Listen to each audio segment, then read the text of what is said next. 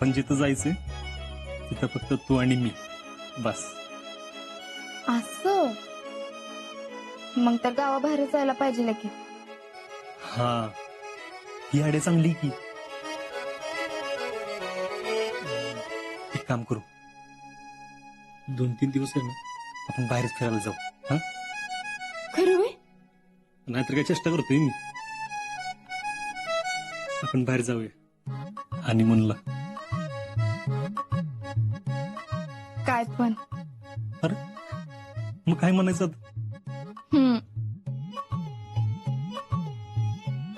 होय हो. पण घरी काय सांगायचं? त्याला काय तवा सांगू की आपण